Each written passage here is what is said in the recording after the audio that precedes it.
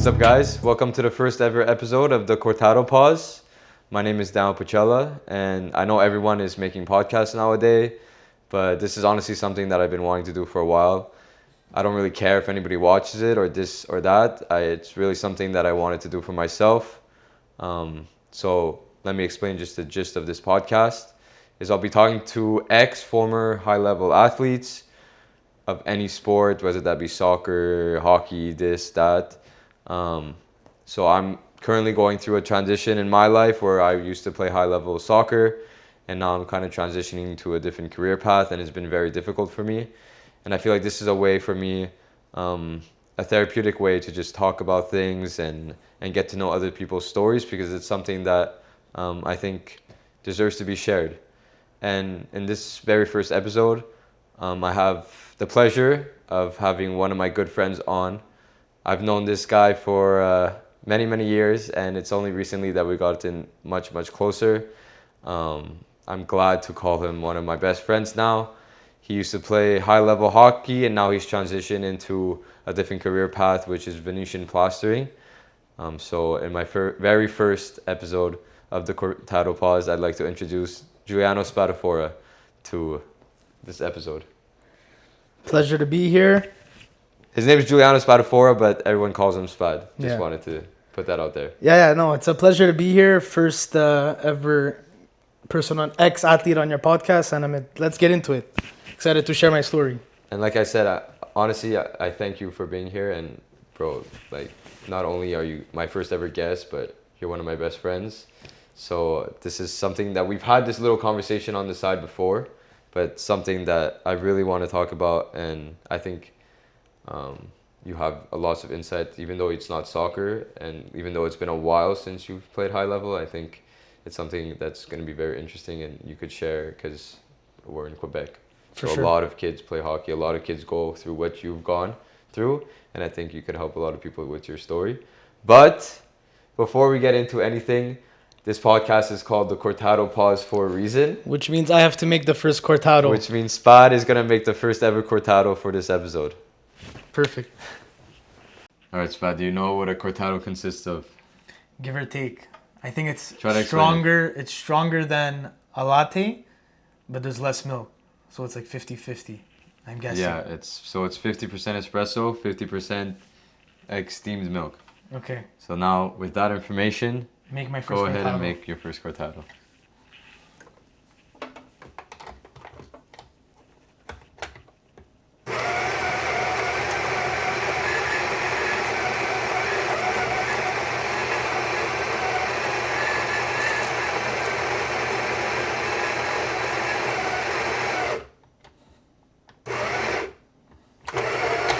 Oh. Good start. I know you have to bang it a bit. That's what I was told. Who taught you? I don't know, actually. I heard it from the grapevines. The grapevines? Grapevines. Is it that? Is it great or grapevines? Not sure. We'll see how this comes out. Not bad. Not bad, I think. That's on. The hardest part. There you go. Should be good. There you go. Does that sound right? It didn't sound right, but please come out. There you go. Oh, yeah. So it's 50%, bro, remember. Oh, wait, soon I have to turn it off. Yep. 50. That looks like 58. It's okay. Now the milk. Now the milk. Is this off? That's off. That's on. That's on. I don't have to turn this.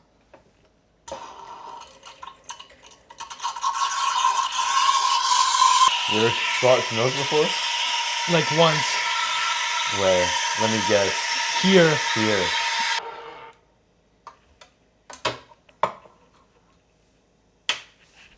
Alright. Zoom in here.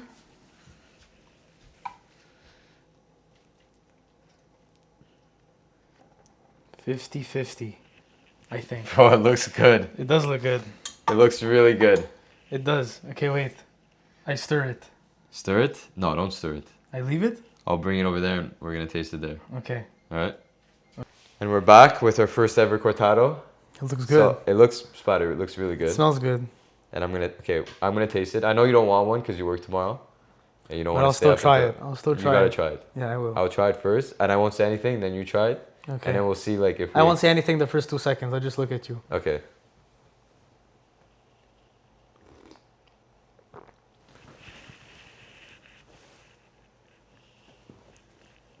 And usually you take yours with sugar, right? Yeah. Okay. Let me take another sip. Okay. Wait. Another one?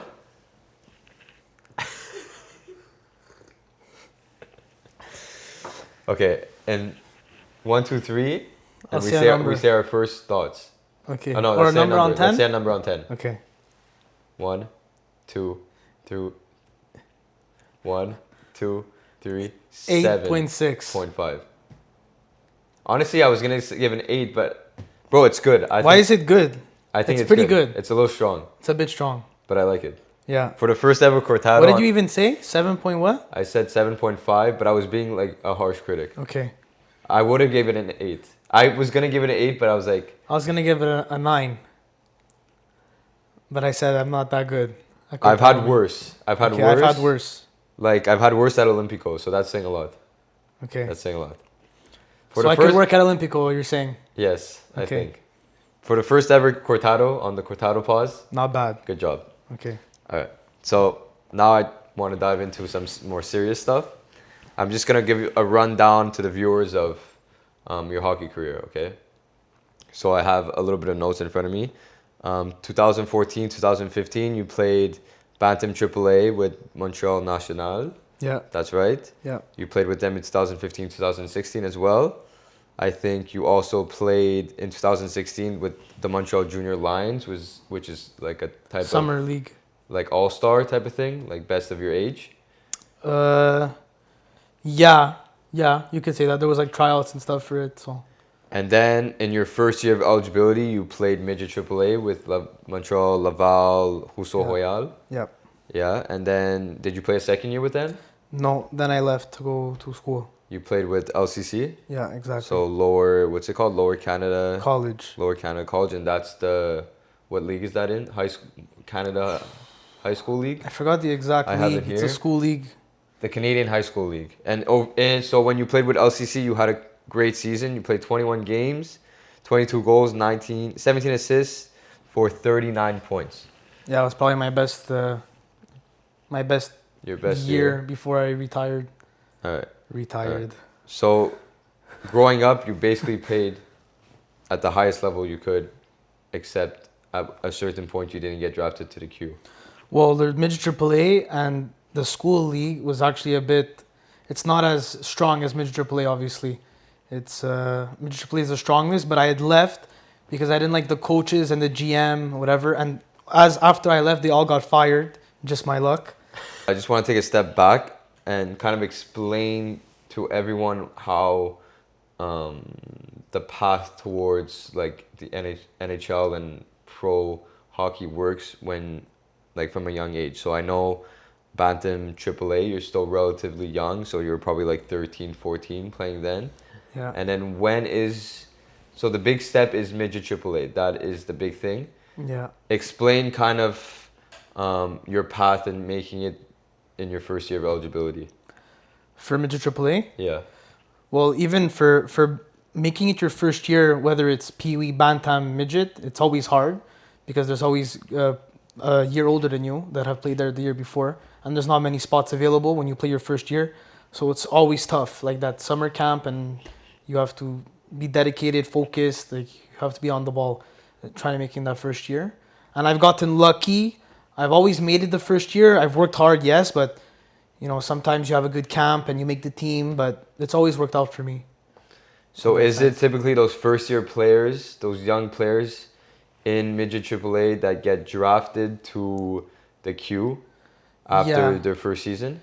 Yeah, if I remember correctly, it's that first year, and then after that first year, it's your draft year. And most of the time, that's where you'll get drafted from that first year because you're young, you're still good, you know, you have like one notch higher from the guys who didn't get drafted who were there for their second year. So, for example, for you who didn't get drafted in your first year after playing midget AAA, um, why do you think you didn't get drafted? And does that hinder like like a kid's dream to go pro? So let's say for you, for example, when you didn't get drafted after your first year of midget AAA, did that kind of shatter some of your dreams, or was it just something that you expected? Yeah, no, honestly, it did because I never got the feeling of getting cut. But this was like, it's different. You don't get cut from a team. You just don't get picked. You don't get drafted. You don't get, you don't get like looked at in a way. So I never got that feeling of getting cut. I always made the team. I was always whatever qualified in a way. And then when I didn't get drafted and I saw that others did, that I found where maybe that I should have got a chance, I feel. And then knowing that it's harder the second year to get drafted, that's where you really get like demotivated and you don't love it as much. And that's why I went from city hockey to school hockey. I wanted to change route completely. So yeah. So that change of route was your end goal to end up going to play NCAA? Yeah. So then I wanted to take a different route and either going to the Q, because with the city route from midget AAA, you get drafted, you go to the Q, you'll play in the Q, and then it's semi-pro. But there's no school, you can't get really a degree. It's like not as serious. So at the time, I had got a scholarship for LCC. I was grateful for that. So I went there, I played there, and it went pretty well. I had a good year, like you were saying before.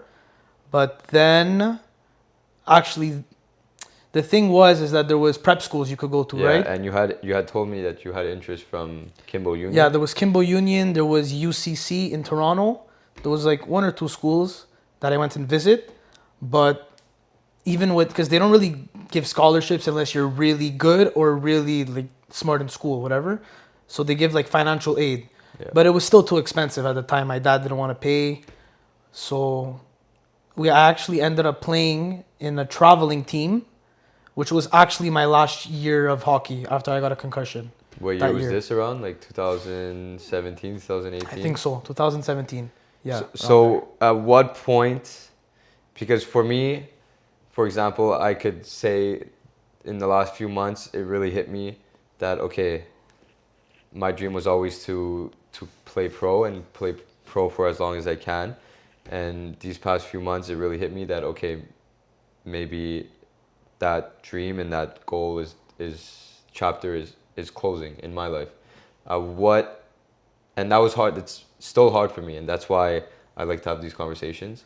At what point and at what age did that come for you, and how did you feel going through that? I feel like with me and you, it's different. I feel like you would hit you more like a train, like the last 2-3 months, because you always had that, like you were still playing, in Vermont, and you came back, you were still playing. You had almost a chance to go to, where was it? New Zealand, but it didn't work out. So the last 2-3 months is where it really hit you. But when I didn't get drafted years ago, in the back of my mind, I said, it's going to be tough. So I always had that doubt in my mind. Like I was hopeful that I would still play hard, work hard, whatever. But it was the span of it was like years that I kind of knew like with injuries and stuff that I wasn't going to plan out. But for you, I feel like it hits harder and it hits different because it's now, it's recent and it's the last 2-3 months. So it's a bit different. So like when you didn't get drafted, it kind of hit you, but you continued playing and you kind of like knew in the back of your mind that it wouldn't work, like you wouldn't play at your end goal, which was, I assume, the NHL. Yeah. But you kept playing because you loved it, or because you still like thrive to play at a high level? I do love it and I'm still good at it. So I'm like, let me continue and see how far I could go. Like it didn't stop me. Like it didn't, but it hit me in a way. Like when I didn't get drafted, I feel like that's the same feeling as you now. Yeah. Kind of like what is all this for? You know what I mean? Yeah. I did all this. I played all my life for not to play semi-pro, pro, and it's different. It's different. But I was still hopeful. It's just that I kind of had a feeling throughout the years that were passing by. Especially I got 2 concussions, and it wasn't it wasn't planning out. And I've told you this before, but it's a shame that you never got the opportunity to go play Yeah. NCAA hockey, because I think it would have been an incredible experience. Yeah, I think for I would have you, liked, and like, you would have loved it a really lot. enjoyed it. But so I asked one of your former teammates what kind of player you were, and he described you as a very hardworking, fast, and intelligent player. But Nice and of I him. also asked why it never worked out for you, and he said that it was a lot of bad luck and the opportunities didn't just come for you.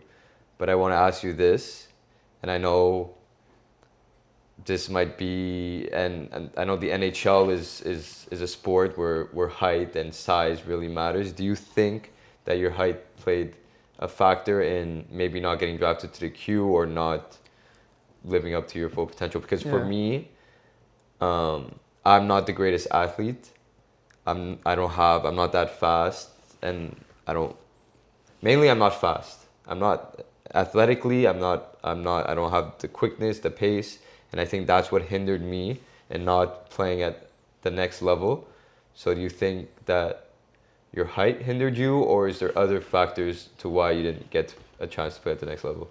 Like, I didn't want to mention that when you were saying that, like, did you know it was over, or did you? I just knew, like, I don't want to make excuses. I'm not saying my height is the reason why, but they don't look at you as much when you're 5'6", 5'7", around that height. And I'm not saying it's the leading cause of why I didn't get drafted, but it could be. It could be like when they look at you, they see right away. It doesn't matter if you're a good player or not. They'll see 5'6", and they'll say like we don't want him on their team. It's more that it's not an excuse, because players that are 5'6", 5'7", still they could play far, you know. But I don't think I was that exceptional to play in a higher level at 5'6", 5'7". Yeah, more 5'6" though. But as you, bro, like, you honestly were, when you were young, like, a very good prospect. Like, you were one of the best players for your age group throughout, like, growing up and this and that. And you told me you played against players like Veleno. You played against players like Alexis Lafreniere. Every time we watched the Canadians, you played against Alex Newhook. So, yeah, once in a so tournament. is it weird for you? Like, how do you feel when you see the guys that you played against or played with playing in the NHL? Like, for me, I've played against and with, for example, Alphonso Davies. I played with Jonathan David. I played with Mathieu Choinière and these guys who now I watch them on the Canadian national team. And it's like, wow, like, these guys are there and I'm like, I'm here. It's a bad feeling. It kind of sucks, but like, you're proud of them and you're proud of yourself for playing with and against those guys. But like, in my back of my mind, it's almost like, damn, I was that close to being able to play at that level. I don't know what your thoughts and feelings are around that. I feel like yes, the best players will always make it to the top, like will always make it far. But there's always those players that are good enough that either don't get a shot or they're just unlucky. I feel like there's a lot of, not a lot, but I would say a good 30-40% of it is luck, because everyone is good. So you have to get that opportunity to show yourself and maybe have that good showcase or that good tournament or whatever it is, someone spots you. And that's kind of how you could make it to the next level, you know? It doesn't necessarily mean you're better than the other guy.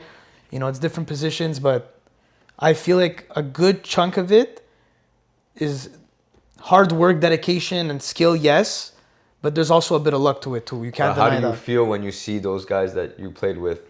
How does it make you feel when you see them? Does it bother you now? Are you okay with, like, are you fine with it?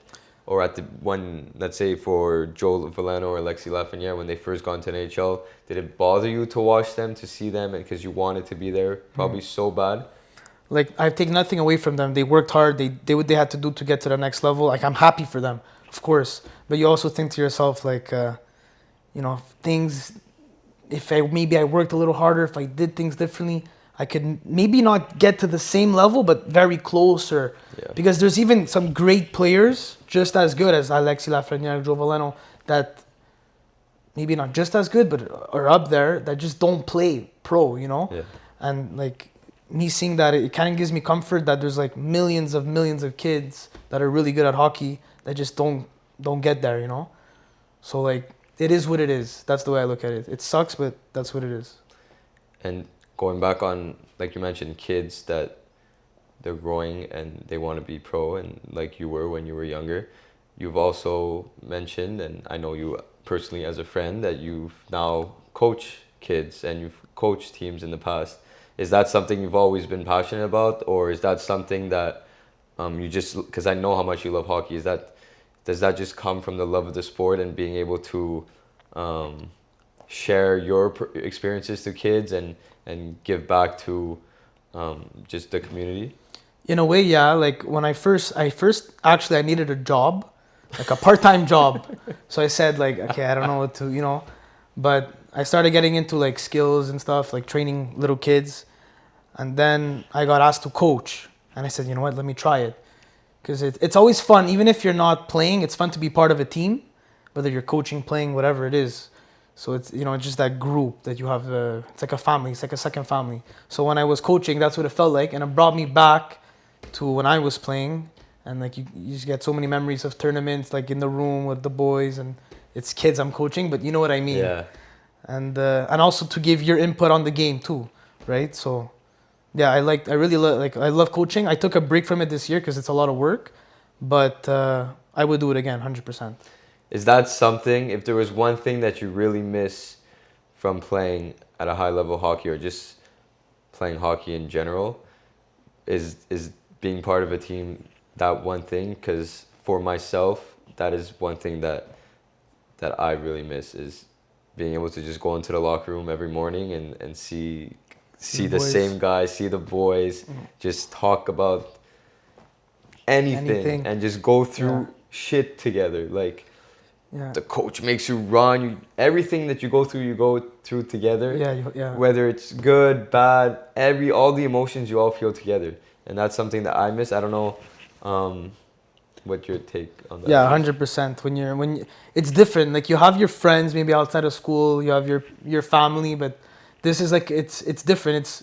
It's people coming from different parts of maybe a region or a sector and just coming and play in one team, like united into one team. And like you said, you guys go through all the things that you have to go through to like either win or whatever it takes, right? So it's different. It's like a different group, different friendship. It's weird because like a lot of the times your teammates, for anyways, like you don't talk to all these guys afterwards, but like for that season, you talk to them every day. And then if one guy moves on or transfers, graduates, this, that, it's like good luck, but you like never that's it. talk to them again. And at one point they were you go to battle, like I would do anything for them. You would see them more than your parents. Yes, let's say. That always baffled me, because when I was playing for Montreal Impact Academy, for example, a guy would go from being my best friend, seeing him every day, taking the bus with him, training with him, playing games with him. If he got cut, bye. You wouldn't see him again. I never would see him ever again. It's great. It's just like I don't even know how to explain it. It's so weird. It's such a weird feeling. It's true. And only to have a new group of guys the next year that you do the same bond with. Yeah, it's crazy. And then never see them again after the year's done, most of the time. Yeah. The older you get. There's always like one or two guys that you stay in contact with, but the majority of them is just like... But if you were to see them outside somewhere, you would go crazy. Yeah, and it's so weird. It's like you never left. It's like it's like you saw them yesterday. It's honestly crazy.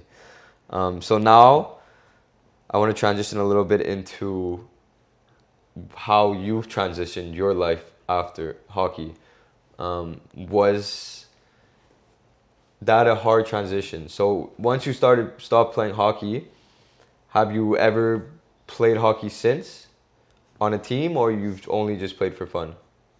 Well, after I stopped that traveling team, I think I took a year off, or I don't know I don't remember exactly, but I played junior A.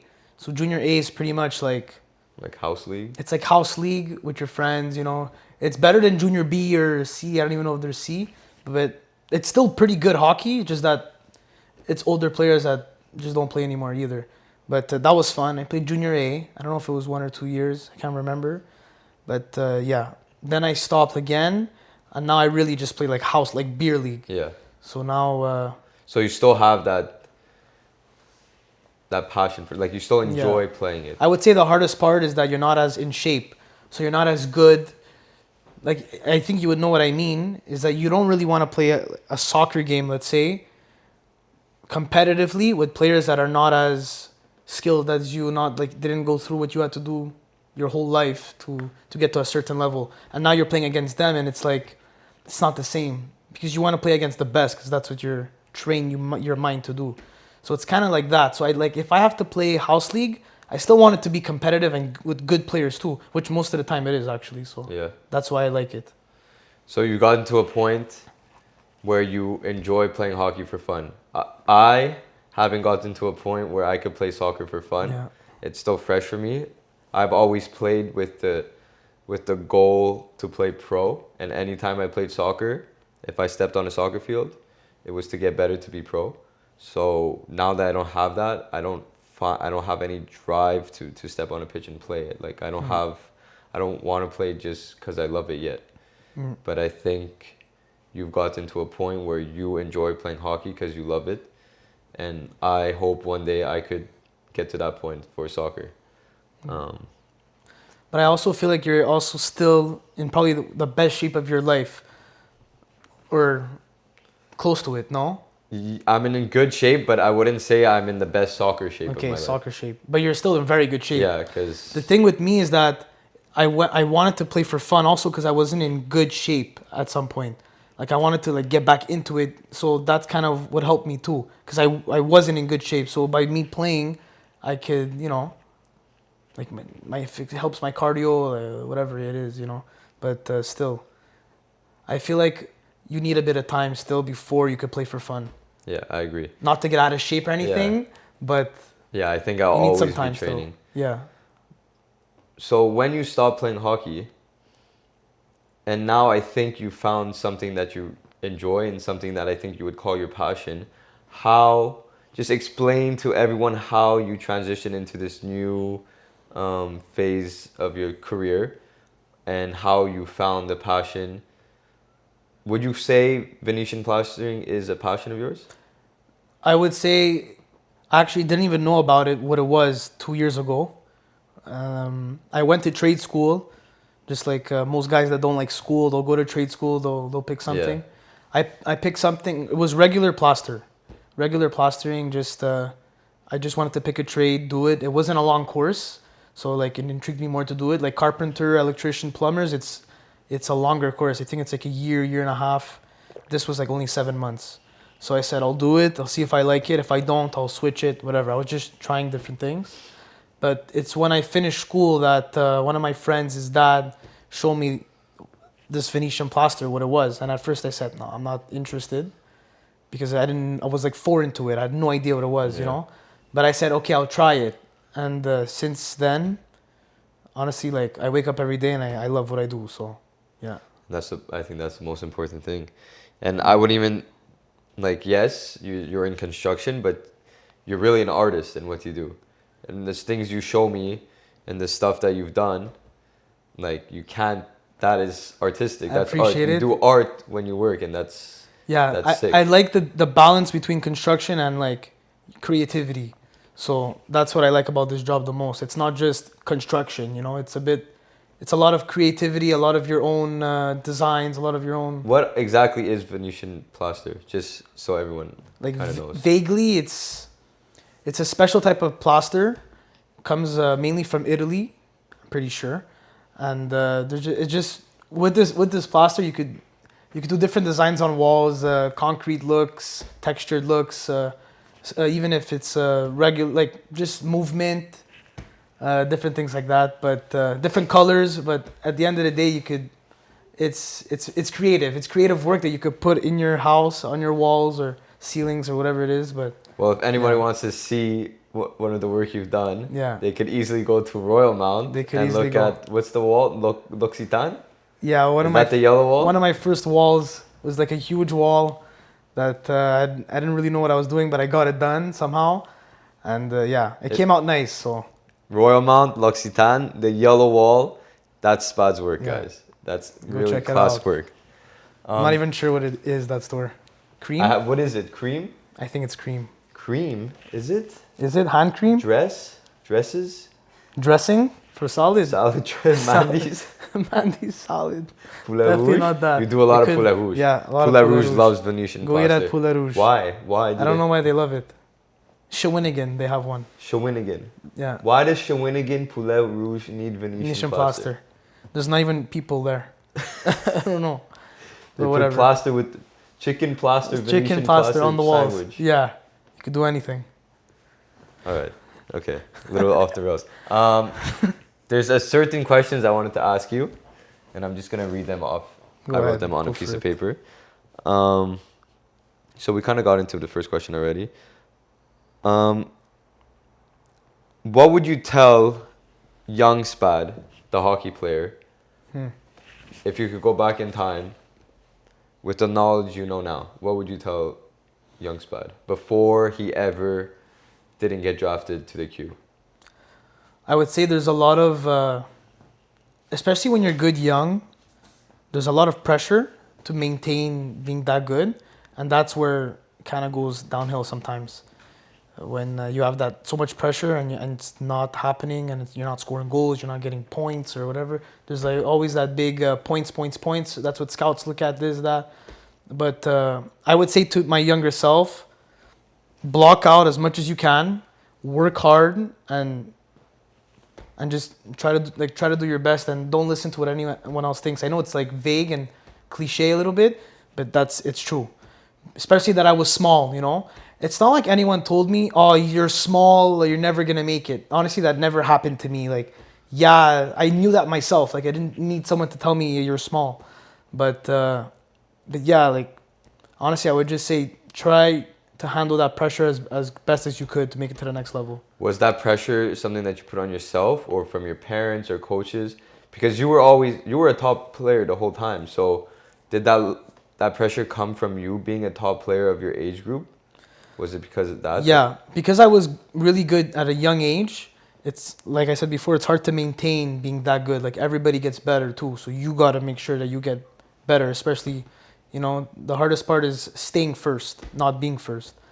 I always have, not this idea, but from what I've seen in players and young players who are really good, it always seems like they're very, very good at a young age. And then once they hit those teenage years, everyone seems to catch up to them and maybe even surpass them. And I always thought of that was because since they were so good at a young age, they didn't have to work as hard, or they didn't think they had to work as hard.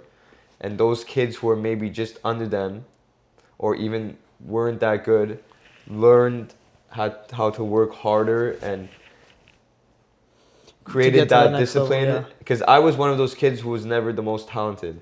And I think that's the kind of different thing that we had growing up, is you were probably one of the top levels of players of your age group, and I was never the top player. So I always had to kind of work harder and show myself a little bit different than getting goals and points. So like I was big in defending and things like that.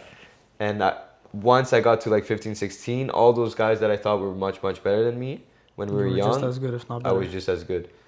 Do you think that? What do you think about that idea?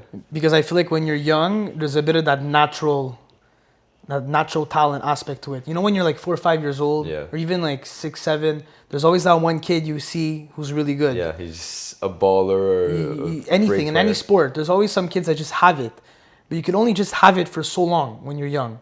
So I feel like when you don't just have it at the beginning, you look at that player and you say, I want to be better than him or just as good, or have to like reach his level. So in a way, yeah, like you're saying, you're always on your toes when you're not the best player. When you are as well, but it's different. Do you think that was a little bit of what happened to you, since you were always one of the best players? Honestly, no, because I was always playing with guys older, because I would make it the first year and play with guys older. So I always had to prove myself. So not really. I wouldn't say that happened with me, But since you were always playing with guys older, did that kind of not lower the amount of points you would get, but kind of statistically, let's say you were playing always with your age group, don't you think you would have showed out a little bit more for the scouts, or is just that just how hockey is? The best players play with the older kids. Well, no, like it's in Bantam when I Yeah. made the first year. It was pretty tough for me. Like there was contact, there was hitting. I was smaller. I would I had to get used to the game. But in my second year, when I have to shine, that's where I broke my ankle. So I didn't get the opportunity to shine on one of your years that you should shine the most, Bantam second year. Yeah. Because then there's midget but yeah, I didn't really get like a lot of. I'm not saying it's an excuse again, but I did miss like half the season. And when I came back a bit early, so my ankle wasn't fully healed, so I wasn't like 100%. So that year should have been my best year of hockey, but it just wasn't because it just didn't work out. A bit of bad luck. Yeah. I could relate to bad luck and breaking Toes and stuff. My feet. Yeah. My feet. My Your foot. feet. Your foot. Yeah. So, bro, like honestly, I'm very happy that we've got to have this conversation because we've had it before a little bit in like Vaguely, yeah. vaguely, and it's something that I've wanted to have, like just sit down and talk to you about it. And this whole podcast honestly is something that I thought about doing for a while.